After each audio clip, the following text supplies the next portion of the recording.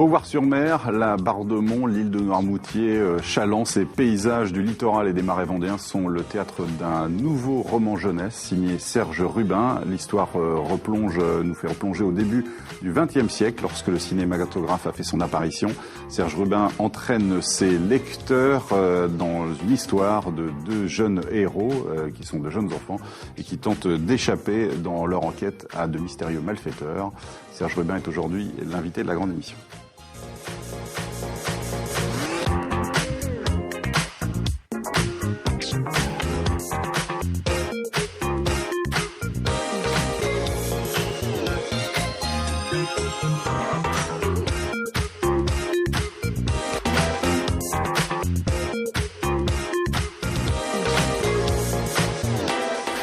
Serge Rubin, bonjour. Bonjour. Merci de notre invité aujourd'hui. Vous publiez aux éditions Talent Haut, Le mystère de la chambre noire.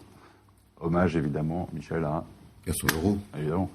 Vous l'assumez d'ailleurs dès le début. Tout à fait, je mets un clin d'œil à Gaston Leroux parce qu'en fait ma problématique c'était une chambre hermétiquement close dans laquelle un crime est commis. Personne n'a pu entrer puisque la chambre est fermée de l'intérieur. Donc comment le crime a-t-il été commis? C'est ma référence évidemment au mystère de la chambre jaune de Gaston Leroux. Ouais, d'accord. Alors Rouletabille dans Gaston Leroux, Joe Lasficelle ici. Tout à fait. Et qui est journaliste à Ouest Éclair. Ouest Éclair, exactement. C'est votre combienième roman jeunesse? C'est le deuxième. C'est le deuxième. C'est le deuxième. Le premier était sur un thème complètement différent. C'était en 1942 sur le thème de la Shoah. Et là, cette fois-ci, c'est un thème un peu plus léger, puisqu'en fait, c'est un policier espionnage qui se passe à la Barre-de-Mont. Ouais, au début du 20e, en 1908. En fait, on est une année après le mystère de la chambre jaune, qui est 1907. Ah oui, tout est d'accord. Et donc toujours dans un contexte historique réel. C'est donc une fiction transposée dans un contexte historique. C'est un peu votre marque de fabrique, donc. Oui, sauf que bon, les espions en question, je les ai un peu inventés. Cela dit, le contexte historique existe, puisqu'en fait, en 1908, c'est la chute de l'Empire ottoman. Donc un petit peu partout en Europe, il y a des espions, puisque les enjeux sont cruciaux. Certains empires veulent se reformer, d'autres pays veulent avoir l'indépendance. Donc pour ça, il y a des tractations très importantes et des espions un peu partout. D'accord. Vous avez travaillé réellement sur l'époque. Tout à fait. Ouais. Comme sur la Shoah, comme vous avez dans le précédent roman, vous avez beaucoup bossé, je crois, sur cette époque-là, pour être au plus près de la réalité. Oui, j'ai consulté notamment beaucoup de documentation. Quelle est la difficulté de cet exercice, alors, dans le roman jeunesse, justement, de situer un roman jeunesse dans un contexte historique? La difficulté, c'est que il faut être crédible. Il faut être crédible, et en même temps, il ne faut pas déformer l'histoire, il ne faut pas la dévoyer.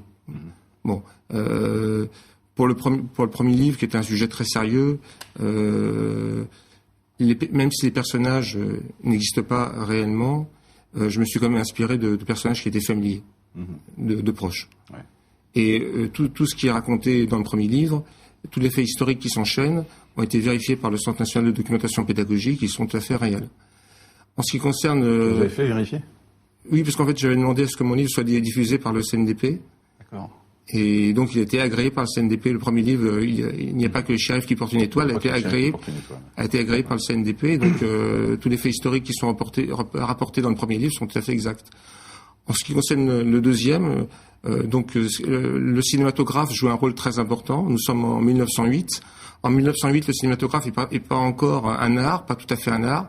C'est encore une technique. Et cette technique... sur cette technique, je me suis beaucoup documenté à la Cinémathèque française pour raconter des choses qui étaient assez crédibles. Est-ce que ces forains que vous décrivez, qui se baladent avec des cinématographes de village en village, ça existait à l'époque? Ils existaient pour la bonne et simple raison qu'il y a eu un très grave accident, un incendie à la fin du XIXe siècle, c'est-à-dire environ 7 ans auparavant, et il y a eu une centaine de morts. C'était l'incendie du bazar de la Charité.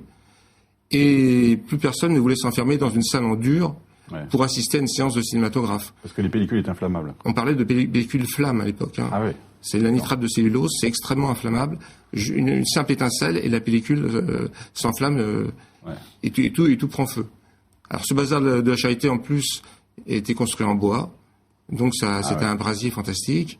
On en a beaucoup parlé à l'époque et ça a compromis l'avenir du cinéma. D'accord. Donc du coup, ce sont les forains qui ont récupéré le cinématographe pour le montrer un petit peu partout en France. Car les gens pensaient que, en étant sous une toile de chapiteaux, en cas d'incendie, ils pourraient plus facilement s'évacuer. Le cinéma, ça a été vécu comment à l'époque? Ça faisait peur un peu, cette nouvelle invention? Il faut se remettre dans le contexte de l'époque. C'était tout à fait nouveau. La perception d'une image géante projetée sur un écran, même une image en noir et blanc, même une image tremblotante, effrayait les gens parce que c'était quelque chose de nouveau. Une perception, ça s'éduque et on s'habitue à une perception. Aujourd'hui, plus personne n'a peur. On est en 3D aujourd'hui, c'est ça, c'est fou, quoi. Voilà. Mais à l'époque, il faut bien voir que le train qui rentrait en gare de La Ciotat pouvait effrayer. Oui. Ah oui, à ce point-là. Oui. Et les gens se cachaient. Alors vous utilisez aussi des mots de vocabulaire de l'époque, pas trop, parce qu'il ne faut pas évidemment, j'imagine, avec les jeunes les noyer sous ces termes-là, mais il y en a un peu quand même. Quelques-uns, oui. Et c'est important pour vous, pour la véracité du récit? J'essaye de... Alors, bon, le vocabulaire que j'emploie est quand même assez abordable par les enfants, parce que c'est un roman pour les enfants à partir de 9 ans. Il y a quelques mots de l'époque, parce que pour faire un peu plus crédible, ça se passe en 1908. C'est sûr que les deux enfants n'emploient pas le vocabulaire d'aujourd'hui. Oui, bien sûr. Même si c'est un vocabulaire tout à fait compréhensible et abordable par le lecteur. La deuxième partie de la grande émission avec notre invité aujourd'hui, Serge Rubin, pour ce roman jeunesse, Le mystère de la chambre noire aux éditions Talent Haut pour les 9-13 ans, on va dire 9-13 ans, oui. 9-13 ans, d'accord. Comment on définit d'ailleurs l'âge des romans pour les enfants? Ça se définit comment, ça? En fait, des fois on se trompe, parce que le premier, je pensais qu'il se lirait uniquement jusqu'au CM2. Et en fait, il est allé largement jusqu'en 4e, voire pour certains enfants jusqu'en 3e. Celui-là, honnêtement, moi je l'ai plutôt ciblé 10 ans. Au départ.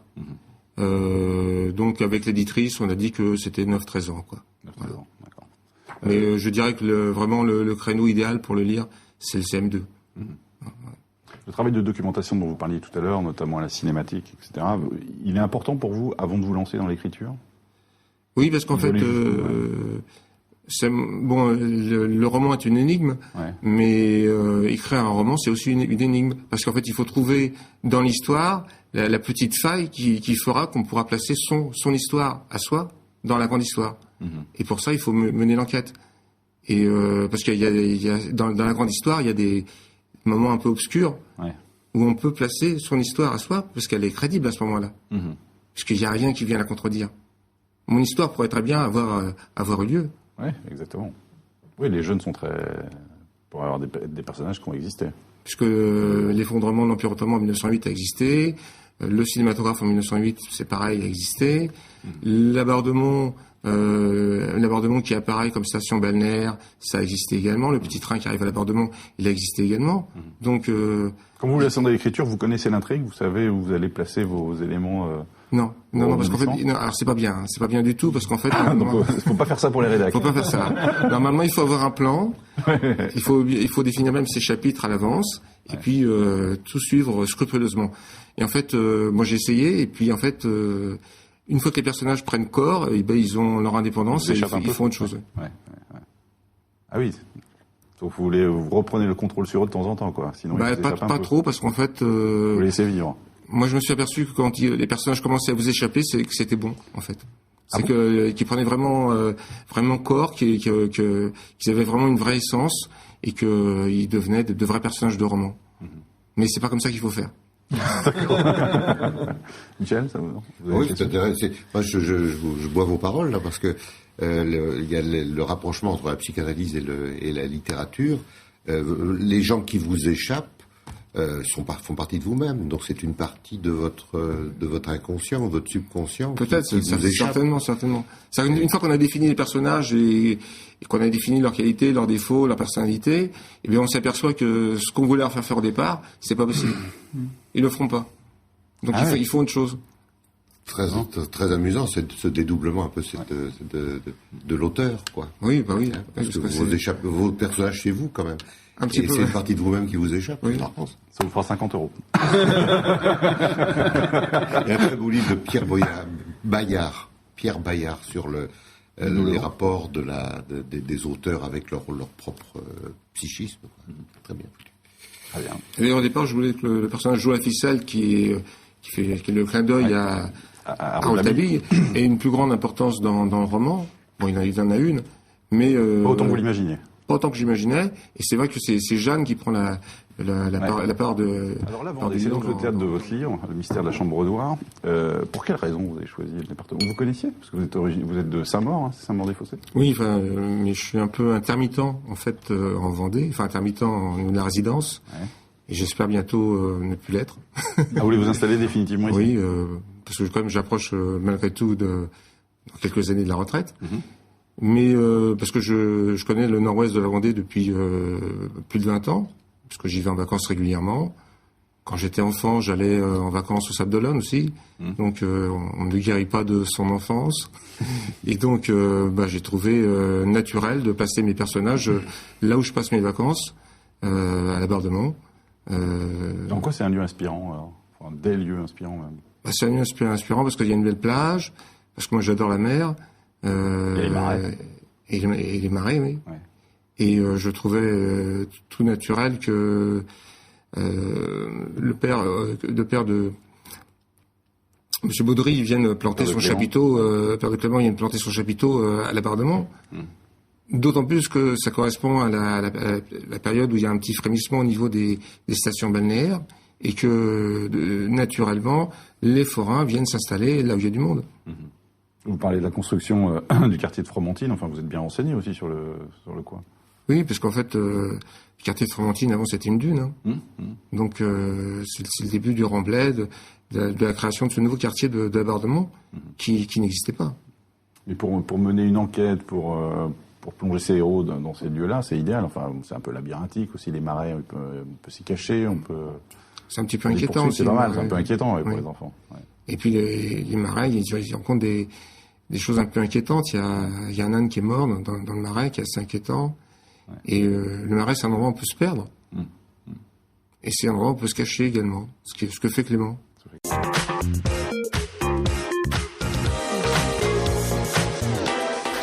La grande émission, la suite. Michel Juchereau, Frédéric Boidron, côté chroniqueur. Et puis notre invité aujourd'hui, Serge Rubin, auteur d'un roman jeunesse aux éditions Talent Haut, s'appelle Le mystère de la Chambre Noire. En hommage, on l'a dit tout à l'heure, à Gaston Leroux. Et ça se déroule dans le département, dans le nord-ouest du département, la Bardemont, Beauvoir-sur-Mer, Noirmoutier, Challans. Il y a un journaliste, effectivement, dans cette histoire. Vous le voyez comment, lui, entre les adultes, les enfants, il se situe où dans tout ça? C'est un peu un médiateur entre le monde des adultes et celui des enfants. Il va aider les enfants dans leur résolution de l'énigme, et puis il va leur faire accéder à la réalité journalistique de leur époque. C'est des personnages qui auraient pu exister, les deux jeunes, Jeanne et Clément? J'aurais bien aimé les connaître, en tout cas. Mais vous inspirez de ce que vous avez vécu aussi dans ces lieux-là, pour les décrire, Non, eux sont purement imaginaires, en fait. Ils sont purement imaginaires. Ouais. Autant Joue la ficelle, c'est un peu une réplique de Rouletabille, un hommage de Rouletabille. Ces deux personnages-là, Jeanne et Clément, sont purement imaginaires. C'est votre deuxième roman jeunesse, puis vous avez toujours écrit avant déjà? Toujours écrit avant, mais c'est vrai que Depuis l'adolescence presque, non? Depuis l'adolescence, j'avais fait, pour ceux qui connaissent la Bibliothèque Verte, j'avais écrit un épisode des Michel. C'est vrai? Ah oui. Oui, enfin, c'est resté dans mes tiroirs, heureusement. Ouais. Ah oui, ça n'a pas été publié. Heureusement. D'accord. Mais à l'époque, ça m'a fait plaisir. Non, j'ai toujours voulu écrire, simplement écrire une centaine de pages, ça fait 200 pages, une fois que c'est paginé par l'éditeur.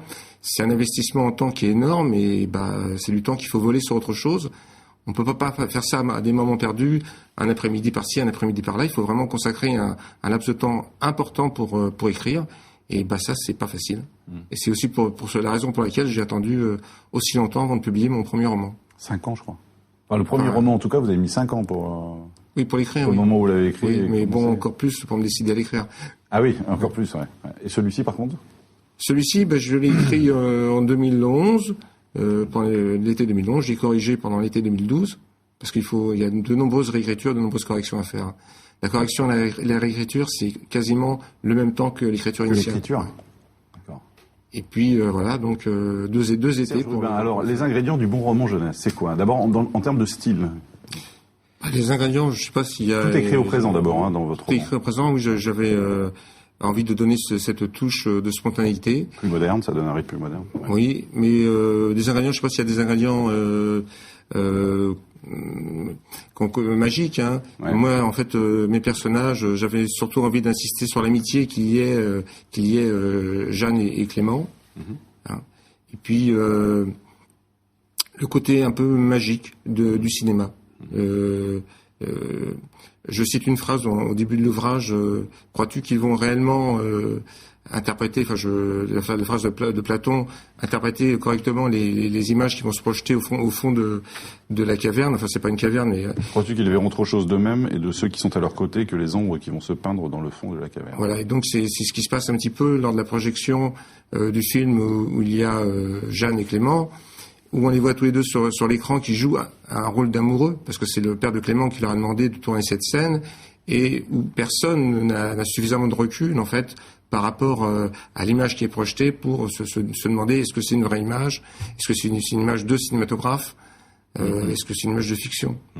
Donc mes ingrédients, c'était l'amitié qui lie Jeanne et Clément, c'est le cinématographe, c'est l'époque, 1908, une époque qui est lointaine, mais pas si lointaine que ça au niveau des objets techniques, parce que tout existe déjà. Le Tour de France existe déjà, la voiture existe déjà, le train existe déjà. Même on est même un petit peu en recul, puisqu'en fait à l'époque il y avait un petit train qui allait à la Barre de Mont, il n'existe plus. En tout cas, vous êtes allé un peu à contre-courant de certains romans pour la jeunesse un peu à la mode aujourd'hui. Alors il y a eu Twilight et les vampires, il y a les personnages un peu légendaires. Là, vous êtes revenu un peu à des choses plus simples. Il y a pas de vampire. Ouais. C'est pas le style heroic fantasy. Ouais. Mais j'espère, parce que on est un peu sérieux, mais j'espère que parce que c'était mon intention quand j'ai écrit le livre, que les enfants vont prendre plaisir à le lire. C'est avant tout ce que j'ai recherché, hein, le plaisir du lecteur, car le livre n'est absolument pas... mais c'est pour montrer qu'il n'y a pas besoin d'histoires extraordinaires pour que... Non, c'est-à-dire qu'en fait, la magie peut venir aussi de la technique.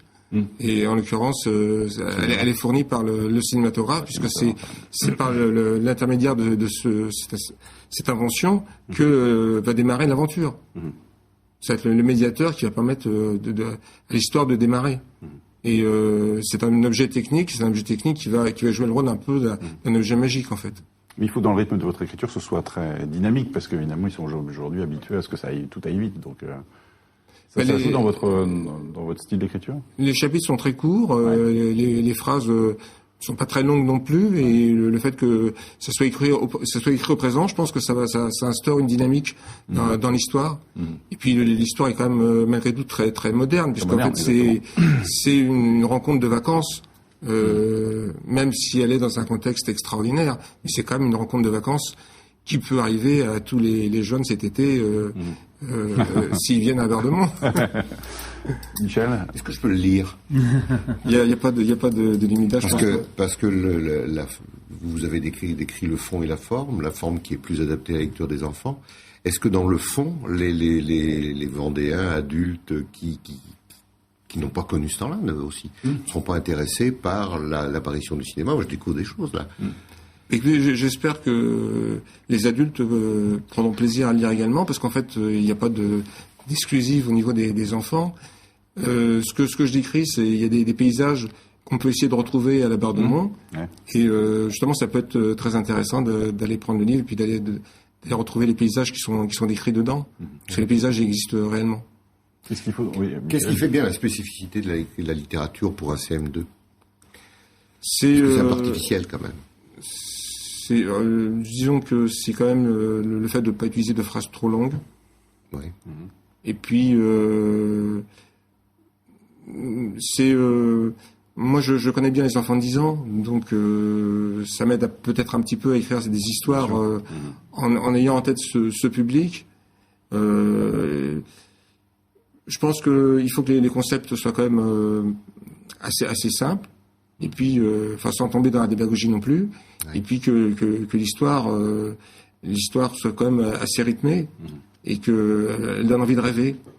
Et j'ose croire que le mystère de la chambre noire donne envie de rêver aux enfants. Je comprends que vous y passiez du temps, parce que c'est vrai qu'en termes de style, ça doit être assez complexe à écrire pour effectivement être abordable pour ces enfants de 10 ans, quoi. C'est pas simple. Donc, c'est pas forcément plus facile que pour un roman pour adultes.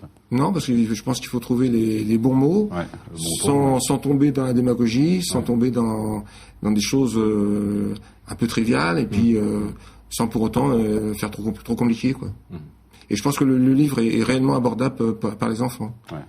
Il est assez simple à lire.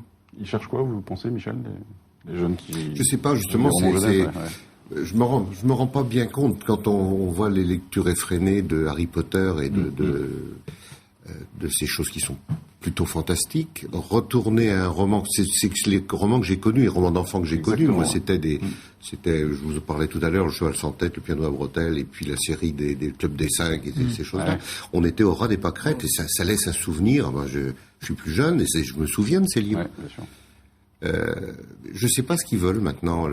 On parlait tout à l'heure avec Frédéric également des bandes dessinées. Est-ce que la bande dessinée c'est la solution? Est-ce que c'est très spécifique de la littérature d'enfants? Quel est le rapport de cette littérature, quand c'en est une, avec un livre qui est écrit avec des lettres et pas des images? C'est intéressant parce que est-ce qu'il y a en un mot une étude de marché chez les enfants? Qu'est-ce qu'ils veulent? Alors moi j'ai tout fait sauf une étude de marché. J'ai écrit l'histoire que j'avais envie d'écrire. La précédente c'était pareil. Mais vous avez une réponse à la question de Michel, c'est qu'est-ce qu'ils veulent aujourd'hui lire? Vous qui les connaissez, parce que vous les connaissez du point de vue école, là. C'est plutôt qu'est-ce que les adultes veulent pour eux. C'est vrai qu'il y a un marché, entre guillemets, il y a un marché actuellement pour les vampires. Bon, c'est sûr que le fait de mettre un vampire en couverture, c'est pas le cas là actuellement. Non. Donc le fait de mettre un vampire en couverture, ça attire les enfants tout de suite. Moi j'ai vu en dédicace. L'illustration de Marie-Avril est très très belle, mais il n'y a pas de vampire. Et donc la première réaction des enfants quand ils passent devant ma table quand je suis en dédicace, il n'y a pas de vampire. Ah oui, à ce point-là. Ah ouais, quand même. C'est quand même quelque chose qui est très attrayant aujourd'hui. Mais je peux les rassurer parce qu'il y a quand même de la magie, même si c'est pas de la magie un petit peu fumeuse. C'est la magie de la technique, c'est la magie du cinéma, c'est la magie de l'amitié qui peut exister entre un garçon et une fille.